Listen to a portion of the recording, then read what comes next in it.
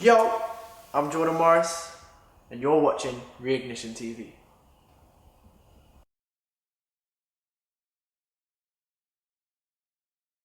Um, I've always been quite musical, and like my dad would enter me into sort of drama classes, drumming classes. So I started off by drumming, and I was the drummer for my school band, and I was studying music in GCSEs, and I'd always been kind of singing as well, like with my brothers and in church sometimes, but never really took it serious until GCSE music, where the singer wasn't in for our school band, so I filled in for her and I done my first performance in assembly, in like a dress rehearsal, and the reaction from the people, from the girls especially, like was mad. So from there I just picked up.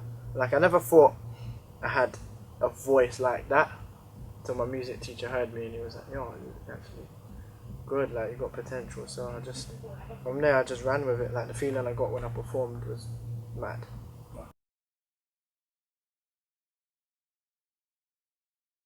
So X Factor. Obviously, I've been doing my thing for a while. I've put out quite a few songs, done a few school tours, radio tours, and we've been building up, me, my manager, my producer, the whole team. But I think that attracted Simon Cowell's attention and interest, and him, along with his people, kind of, we had a few meetings and they persuaded me to do the show. So, weighing up all our options is like, that's such a big platform for visibility in the UK. Like, everyone I know watches the X Factor. I watch the X Factor, my whole family. Like, you sit down on a Saturday night with your dinner, watch X Factor, you know what I'm saying? So I wanted to just be a part of that and see really what went on in the show when you're involved in it. So yeah, I'm really glad I'm done it. I think my best experience on the show was boot camp because it was so intense. It like put me out of my comfort zone. Yeah, you know what I'm saying? I wasn't there with my team and creating and recording my own music. It was very much like I didn't have a lot of control, and obviously I didn't really like that, but it put me in a position where I had to adapt, and that's the part I love. The 6 year challenge was just mad.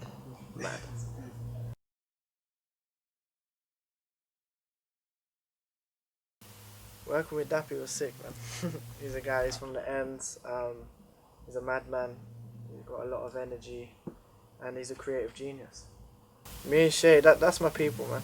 'Cause, there's an event, shout outs to Miss B for putting on the event called Hip Hop Nation, and I was going there from, I was like 17 when I started really like doing open mics and all that sort of stuff. I got brought in by my boy Kane, and then I saw Shay there performing. And I was like, "Yo, this guy's sick." So I just been a fan, really, and we just connected from there.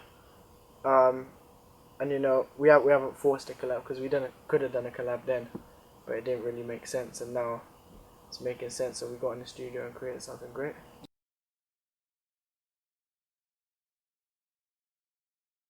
So I just turned 20 in August, and I wanted to sort of show that maturity and that I'm growing up. I'm not a teenager no more. That sounds mad, but yeah, I'm growing up a little bit, and that intimate side to me, that side that no one's really seen. None of my fans have really seen that. From taking a side, no rehab, do it like me. It's all sort of clean cut stuff. So yeah, that was just I can have fun as well, and you know the song explains itself.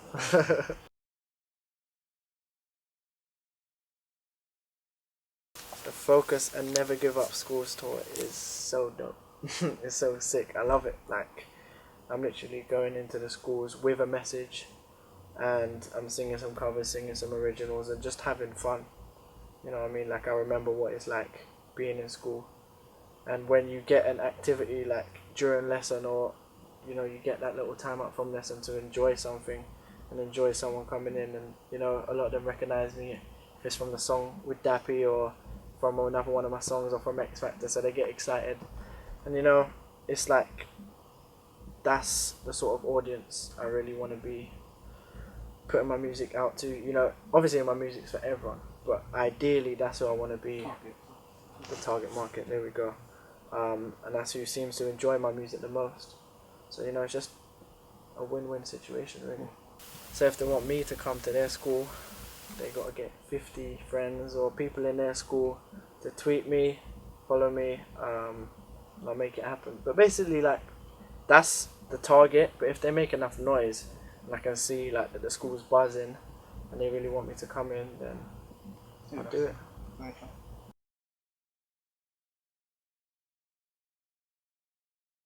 I mean, this year has been a constant discovery for me, and you know, from the sounds of Taking Your Side to the upbeat Do It Like Me to the R&B After Dark, like, I think I'm in a good place now where I've found where I can go and where I prefer to go musically and artistically.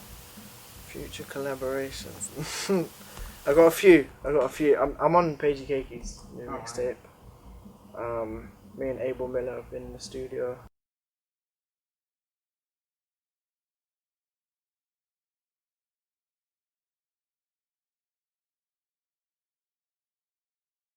Justin Timberlake all day. You know, they're both sick, but Justin Timberlake has taken it like all the way up there, had a break, enjoyed his life, and then taken it back. Like, it seems and he's another one like Beyonce that I've been kind of forced into studying. Like, they've been so sick and so credible throughout the years. It's like, you know, they're there for a reason. I want to see why.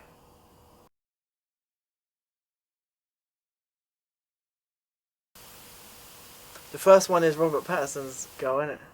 Yeah, she's nice. Ella. I just completely flipped it. But now, yeah, Ella, because her voice is sick. Like, I didn't know it was that good live until, what was it? I saw like a sort of stripped back acoustic, and she was just hitting all them notes still, and her performance is crazy.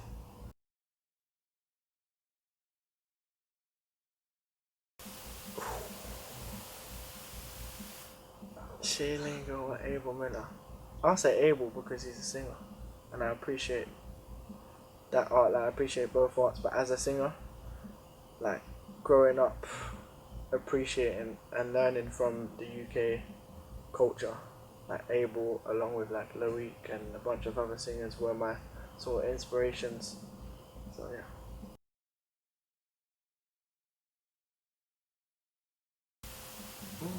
Jhene Aiko. Sam Smith is sick. Don't get me wrong, and like the movements he's making, like he's breaking boundaries for the UK.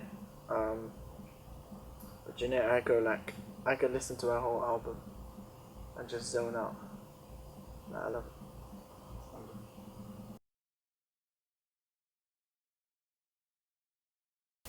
Drake all the way. Drake all the way. Drake or Lil Wayne. Drake, yeah. Because he's sick with the melodies and his rapping. Like, I don't think there's a song or a verse that I don't like of his. Like, on a feature, Drake always goes in.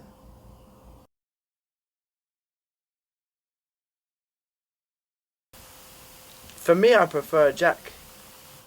Like, Paul's voice is nuts, but Jack, I think I would listen to Jack more probably. Like, Paul's one of them ones where you just listen to, like, yo, he's got soul and just appreciate it. But Jack, like, he's got a big energy about him, and I like him as an artist.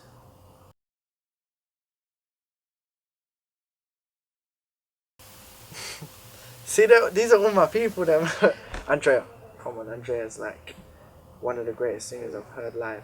I think that 6 chair challenge performance was probably the best vocal I've seen live.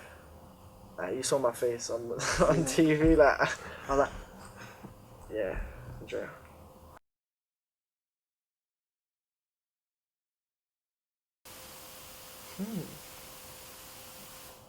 No, Cheryl's piff, but I'll say Simon. Cheryl's like so nice. She's even nicer in person, I think. She's hot.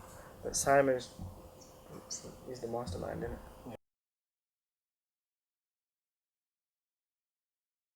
Chris Brown or Usher, damn. Usher Brown. Usher Brown.